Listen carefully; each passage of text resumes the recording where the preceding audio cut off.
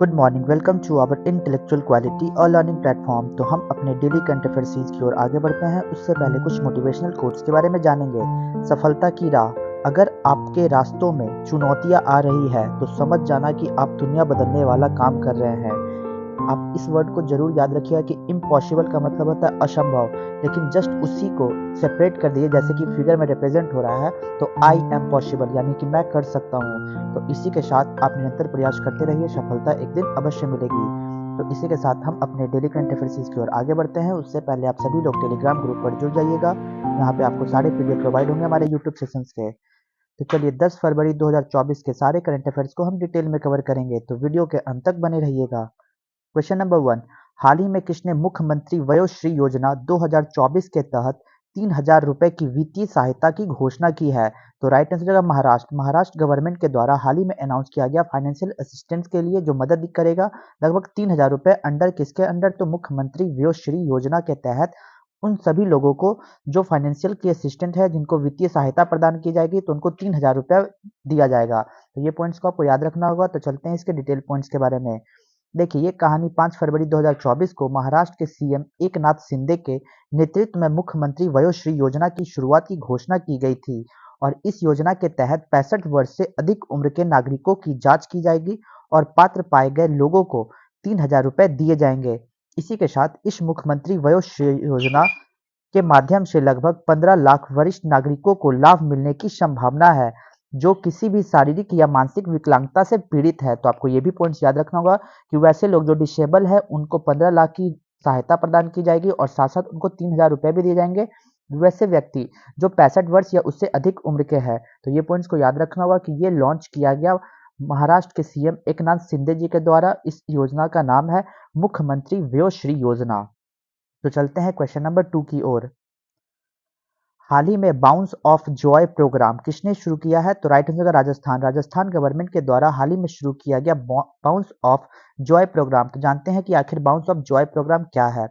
राजस्थान के स्कूलों में खेल को बढ़ावा देने और खेल प्रतिभाओं को पोषित करने के लिए स्कूल शिक्षा विभाग और स्टेयर्स फाउंडेशन, राष्ट्रीय खेल संवर्धन संगठन एनएसपीओ और आईटीसी के सहयोग से इसके द्वारा राज्य में एक अभिनव पहल के रूप में बाउंस ऑफ जॉय कार्यक्रम को प्रारंभ किया गया। इसी के साथ बाउंस ऑफ जॉय कार्यक्रम के तहत नीड गैप एनालिसिस के आधार पर पायलट चरण में राजस्थान भर के 100 स्कूलों और 132 शारीरिक शिक्षा और शिक्षकों का चयन किया जाएगा।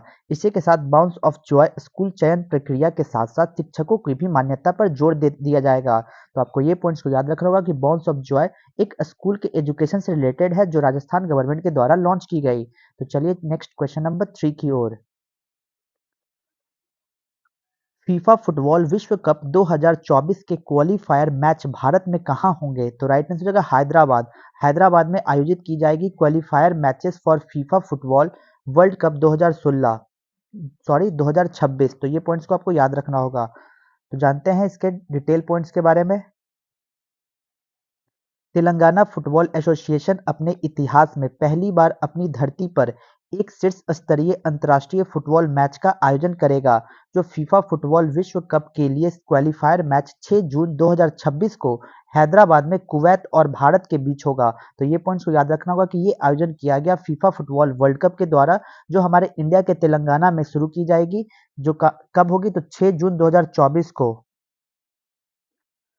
तेलंगाना फुटबॉल एसोसिएशन के सचिव जीपी पालगुना ने इस खबर की पुष्टि की है। उन्होंने हैदराबाद को मैच आवंटित करने के लिए अखिल भारतीय फुटबॉल महासंघ एफ एआईएफएफ के अध्यक्ष कल्याण चौबे को भी धन्यवाद दिया। तो ये पॉइंट्स को याद रखना होगा कि फीफा फुटबॉल वर्ल्ड कप की आयोजन जो कुवैत सिटी और इंडिया के बीच होगी, जो कब 6 जून 2026 को तेलंगाना फुटबॉल एसोसिएशन के ऑर्गेनाइजेशन के अकॉर्डिंग। तो ये पॉइंट्स को आपको याद रखना होगा। तो चलिए जानते हैं क्वेश्चन नंबर 4 की ओर। हाल ही में देश की पहली हाइपर वेलोसिटी विस्तार सुरंग जिगरथंडा, जिसका S2 नाम दिया गया है, इसे किसके द्वारा विकसित की जाएगी? तो राइट आंसर होगा आईआईटी कानपुर। आईआईटी कानपुर के द्वारा डेवलप किया जाएगा कंट्री का पहला हाइपर वेलोसिटी एक्सपेंशन टनल, जिसका नाम रखा गया जिगरथंडा S2। तो जिस तरीके से आपने ये इमेज में देख रहे हैं, इस तरीके का टनल को बनाया जाएगा जो पहला हाइपर वेलोसिटी एक्सपेंशन टनल होगा। तो जानते हैं इसके डिटेल के पॉइंट्स के बारे में कि आखिर ये चीज क्या है। आईआईटी कानपुर ने देश की पहली 24 मीटर लंबी hyper velocity expansion tunnel Jigarthanda S2 सुविधा विकसित की और सफलतापूर्वक इसका परीक्षण भी किया गया। आईआईटी कानपुर द्वारा विकसित इस तकनीकी सुविधा से हाइपरसोनिक क्रूज मिसाइल को सटीक निशाने के लिए तैयार किया जा सकता है। तो ये पॉइंट्स को आपको याद रखना होगा कि ये जो मिसाइल है, ये मिसाइल के पर्पज से बनाया गया है, जो सटीक तरीके से हाइपरसोनिक क्रूज मिसाइलों को सटीक निशाने के लिए इसका उपयोग किया जाएगा। इसी के साथ इसका उपयोग देखिए गगनयान आरएलवी के साथ साथ इसरो और डीआरडीओ के विभिन्न अनुसंधान और परियोजनाओं में किया जाएगा।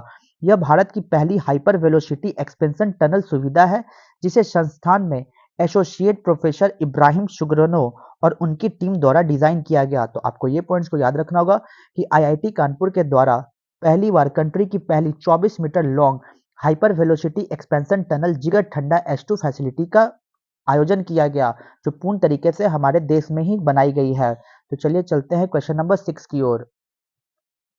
WHO की ग्लोबल कैंसर बर्डन रिपोर्ट के अनुसार वर्ष 2022 में किस कैंसर के सबसे अधिक मामले मिले हैं? तो लंग कैंसर के अधिक मामले मिले हैं। वर्ल्ड हेल्थ ऑर्गेनाइजेशन के अकॉर्डिंग ये बताया जा रहा है कि ग्लोबल कैंसर बर्डन रिपोर्ट के अनुसार 2022 में जो लंग से होने वाली कैंसर, लंग कैंसर, तो ये पॉइंट्स को आपको याद रखना होगा कि lung cancer World Health Organization के द्वारा बताया गया कि सबसे ज्यादा नंबर में ये केसेस पाए गए हैं। तो चलिए जानते हैं इसके डिटेल पॉइंट्स के बारे में।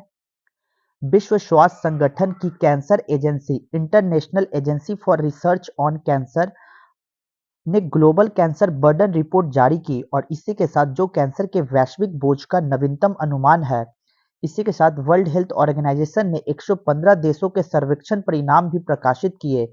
कैंसर वैश्विक स्तर पर मृत्यु का दूसरा प्रमुख कारण बन चुका है, जिससे 2018 में अनुमानित 9.6 मिलियन मौतें हुई या 6 में से 1 की मौत हुई है। तो ये पॉइंट्स को याद रखना होगा कि वर्ल्ड हेल्थ ऑर्गेनाइजेशन के according global cancer burden report जारी की गई और इसी के अनुसार बताया गया कि कैंसर जो बीमारी है वो सबसे ज्यादा मात्रा में फैली जा रही है और ये मृत्यु का दूसरा नाम है। क्वेश्चन नंबर 7, हाल ही में ऐतिहासिक समान नागरिक संहिता विधेयक पारित करने वाला पहला राज्य कौन सा बना है? तो उत्तराखंड बना है पहला राज्य जिन्होंने पास किया गया historic uniform civil code bill. तो जानते हैं इसके पॉइंट्स के बारे में। 7 फरवरी 2024 को उत्तराखंड विधानसभा ने 2022 के विधानसभा चुनाव के दौरान भाजपा द्वारा किए गए एक प्रमुख वादे को पूरा करते हुए ऐतिहासिक समान नागरिक संहिता उत्तराखंड 2024 विधेयक को पारित किया गया। इसी के साथ विधानसभा में यूनिफॉर्म सिविल कोड पर चर्चा के दौरान बोलते हुए मुख्यमंत्री पुष्कर सिंह धामी ने कहा कि आजादी के बाद संविधान निर्माताओं ने आर्टिकल 44 के तहत अधिकार दिया कि राज्य भी उचित समय पर यूनिफॉर्म सिविल कोड लागू कर सकती है और राज्यपाल से मंजूरी मिलने के बाद यह बिल कानून बन जाएगा। तो आपको ये भी पॉइंट याद रखना होगा कि जो आर्टिकल 44 है, इसमें उल्लेख किया गया है यूनिफॉर्म सिविल कोड्स का, जिसमें ये बताया गया है कि ये डीपीएसपी के अंतर्गत आती है और डीपीएसपी के अंतर्गत जितने भी आर्टिकल्स आते हैं उसको न्याय में चुनौतियां नहीं दी जा सकती है। स्टेट के द्वारा इसे लागू किया जा सकता है और स्टेट ही पूर्ण जिम्मेदार होता है इस चीज को लागू करने के लिए। अगर ये पूर्ण बहुमत से ये पास हो गई है तो ये कानून बन जाएगा और इसे पूर्ण तरीके से वहां पे लागू कर दिया जाएगा, जिसके दौरान वहां की जनता भी कोई भी कानूनी कार्रवाई नहीं कर सकती है इस आर्टिकल के तहत, क्योंकि ये डीपीएसपी में उल्लेख है और डीपीएसपी का मतलब ही होता है कि इसमें आप सर्वोच्च न्यायालय में चुनौती नहीं दे सकते हैं। तो आपको ये पॉइंट्स को याद रखना होगा कि उत्तराखंड असेंबली के द्वारा हाल ही में सबसे पहला इंडिया का स्टेट बना है जिन्होंने यूनिफॉर्म सिविल कोड को जारी की गई है। लेकिन आपको ये भी पॉइंट्स याद रखना होगा कि गोवा भी एक यूनिफॉर्म सिविल कोड्स को जारी करने वाला भी स्टेट बन चुका है, जो हमारे फ्रीडम इंडिपेंडेंस होने के बाद वो बनी थी। तो चलिए नेक्स्ट चलते हैं क्वेश्चन नंबर 7 की ओर। हाल ही में एडीबी इंडिया के निदेशक के रूप में किसे नियुक्त किया गया? तो राइट आंसर का मिया ओको।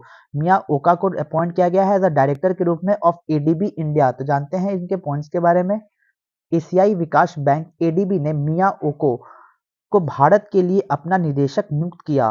वह ताकेयो कोनिशी का स्थान लेंगे, जिन्हें मनीला मुख्यालय में दक्षिण एशिया के लिए एडीबी महानिदेशक के रूप में पदोन्नत किया गया।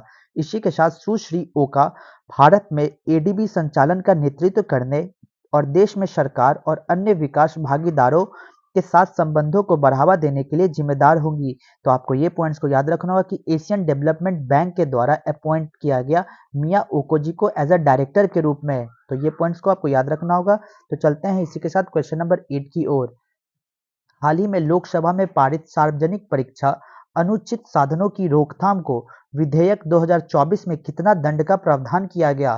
तो आपको ये पॉइंट्स याद रखना होगा कि 1 करोड़ का प्रावधान किया गया। तो ये पॉइंट्स को आपको बहुत इंपॉर्टेंट है, याद रखिएगा कि लोकसभा में पारित की गई एक सार्वजनिक परीक्षा यानी कोई भी पब्लिक एग्जामिनेशन होगी, उसमें अगर अनफेयर मीन्स में यानी कि चोरी करते हुए पकड़े जाएंगे तो आपको 1 करोड़ का दंड प्रावधान दिया जाएगा। ये बिल 2024 में पास किया गया है लोकसभा से। जब ये पूर्ण तरीके से पास हो जाएगी तो ये एक्ट बन जाएगी और इसको करने के लिए आपको अगर फाइन यानी चोरी करते हुए पकड़े गए एग्जाम में तो आपको 1 करोड़ की फाइन लगेगी। यहाँ पे जैसे एग्जाम में आपको दिख रहा है इमेज के माध्यम से, देखिए prevention of unfair means bill 2024 को जारी कर दिया गया है, जिसमें 10 साल की कैद होगी और साथ साथ आपको 1 करोड़ का फाइन भी भरना पड़ेगा। तो जानते हैं इसके डिटेल पॉइंट्स के बारे में।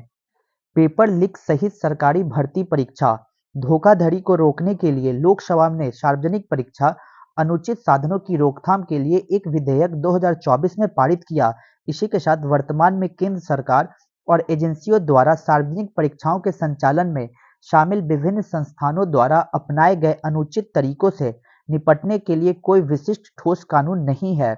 ये केंद्रीय कार्मिक राज्य मंत्री जितेंद्र सिंह द्वारा 2024 में पेश किए गए सार्वजनिक परीक्षा विधेयक में किसी व्यक्ति या व्यक्तियों के समूह या संस्थानों द्वारा किए गए अपराध के रूप में प्रश्न पत्र या उत्तर कुंजी का लीक होना सार्वजनिक परीक्षा में अनधिकृत परिवेश भी शामिल नहीं है। मतलब इसमें शामिल है प्रत्यक्ष या अप्रत्यक्ष रूप से उम्मीदवार की सहायता करना और कंप्यूटर नेटवर्क या कंप्यूटर संसाधन या कंप्यूटर सिस्टम के साथ छेड़छाड़ करना, तो उनको भी दंड के प्रावधान में रखा गया है। तो ये बिल हाल ही में लोकसभा से पास कर दी गई है। ये एक public examination prevention of unfair means bills 2024 को पूर्णतः तरीके से लोकसभा से पास कर दी गई है। अब ये राज्यसभा से पास होगी। राज्यसभा से पास होने के बाद ये जाएगा प्रेसिडेंट के पास। अगर प्रेसिडेंट इसमें अपना साइन कर देते हैं तो ये एक एक्ट बन जाएगी और इसके तहत अगर आने वाले किसी भी पब्लिक एग्जामिनेशन में आप चोरी करते हुए पकड़े गए तो आपको 1 करोड़ की जुर्माना को भरना पड़ेगा। तो यहाँ तक हमारे डेली करंट अफेयर सीरीज खत्म होती है। तो चलते हैं रिवीजन बैच की ओर। तो 8 फरवरी 2024 के सारे करंट अफेयर्स को रिवीजन मोड में कवर करेंगे। क्वेश्चन नंबर 1, हाल ही में भारत का सबसे बड़ा थिएटर फेस्टिवल भारत रंग महोत्सव गुजरात में शुरू किया जाएगा। क्वेश्चन नंबर 2, हाल ही में अंतर्राष्ट्रीय सुरक्षा इंटरनेट दिवस 2024 6 फरवरी को मनाया गया। क्वेश्चन नंबर 3, हाल ही में सेना के उप प्रमुख के पद पर उपेंद्र द्विवेदी को नियुक्त किया गया। क्वेश्चन नंबर 4, हाल ही में सीमा सड़क संगठन ने किस अंतर्राष्ट्रीय सीमा पर बाड़ लगाने की परियोजना को शुरू की है? तो भारत और म्यांमार के बीच। क्वेश्चन नंबर 5, हाल ही में 137 प्रकाश वर्ष दूर रहने योग्य सुपर अर्थ TOI 715b की खोज जेम्स वेब टेलीस्कोप के द्वारा नासा के वैज्ञानिकों के द्वारा किया गया। क्वेश्चन नंबर 6, केंद्रीय मंत्री जी किशन रेड्डी ने हाल ही में देश के पहले डिजिटल राष्ट्रीय संग्रहालय की आधारशिला हैदराबाद में रखी है। क्वेश्चन नंबर 7 की ओर, हाल ही में प्रथम बिम्स्टेक जलीय चैंपियनशिप कार्यक्रम का उद्घाटन न्यू दिल्ली में किया गया। क्वेश्चन नंबर 8, हाल ही में DRDO द्वारा किस high speed expendable aerial target heat का परीक्षण किया गया? तो अभ्यास के द्वारा। तो चलिए क्वेश्चंस ऑफ द डे में चलते हैं। तो आज का हमारा क्वेश्चन क्या है? In which of the following Mahi river falls, निम्नलिखित में से माही नदी किसमें गिरती है? Option A gulf of Kutch, option B Rann of Kutch, या option C gulf of Khambhat, या option D gulf of Mannar. तो आपको आंसर कमेंट बॉक्स में देना होगा। तो यहाँ तक वीडियो को देखने के लिए thank you so much guys. Video को ज़्यादा से ज़्यादा हो सके तो लाइक शेयर और सब्सक्राइब करें ताकि और भी कंटेंट आपके पास पहुँच जाए। जय हिंद, जय भारत दोस्तों।